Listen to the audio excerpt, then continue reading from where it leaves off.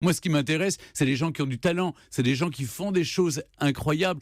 Maintenant, enfin, on m'a demandé, et c'est France Télévisions qui me l'a demandé, de faire de l'histoire et du patrimoine. Ce sont mes passions. Depuis, j'ai une certaine légitimité à en parler. Je le fais et je l'assume depuis que je suis enfant.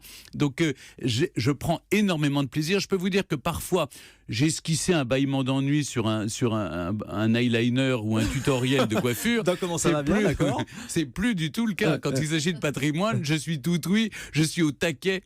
C'est vraiment ma passion. Alors, on a regardé la première hier. Hein. Le concept a vraiment le mérite d'être original, ça on le souligne. Mais je pensais qu'on vous verrait davantage sur le terrain. Mais c'est impossible pour vous d'aller réaliser ces reportages. Comme vous à la radio tous les matins. L'après-midi, je dois tourner tous les plateaux et je pars le jeudi pour faire les secrets d'histoire, les enregistrer pendant le week-end.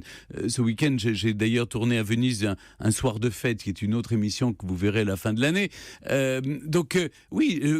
Concrètement, je n'ai pas le temps. Maintenant, si j'ai l'opportunité de le faire, je le ferai très volontiers. Mais c'est aussi le mérite de Visite Privée de mettre en exergue et en avant des jeunes reporters, des jeunes journalistes qui c'est pas leur métier de venir sur un plateau, mais ils viennent me raconter leur reportage. C'est vous qui les avez choisis ? C'est la production, c'est Jean-Louis Remilleux, le producteur. Moi, j'ai pas mon mot à dire. Puis d'ailleurs, c'est mieux. Je trouve que c'est bien d'être surpris, d'être mis en danger soi-même. Alors, les premières émissions sont améliorables. Il se trouve que là, les prochaines que vous allez voir en diffusion, il y a plus de vie.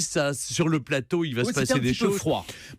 D'abord, on est au Mobilier National. C'est le grenier de la République, mais c'est passionnant pour les téléspectateurs de vous voir. Vous serez toujours à cet endroit-là ? Écoutez, oui, je trouve que c'est un endroit magique. On est dans le grenier. Il n'y a pas que des vieux meubles.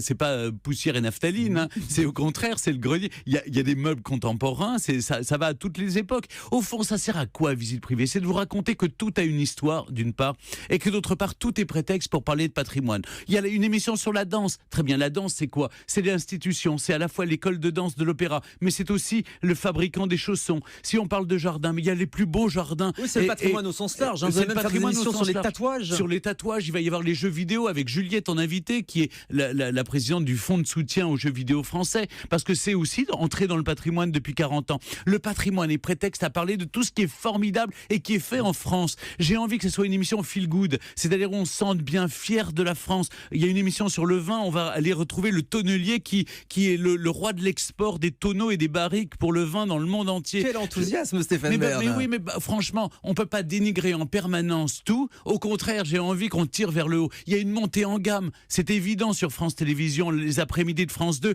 on le voit bien. C'est-à-dire qu'on tire vers le haut, il y a à la fois plus de connaissances, de culture, de bien-être, c'est du divertissement intelligent, me semble-t-il. Alors, on va pas le reprocher au service public, on peut pas passer son temps à dénigrer la télévision et qu'enfin France 2 fait des choses, prend tous les risques, tous les défis, c'est exaltant en même temps. Eh bien, il faut au moins lui reconnaître ce mérite-là. Vous avez bien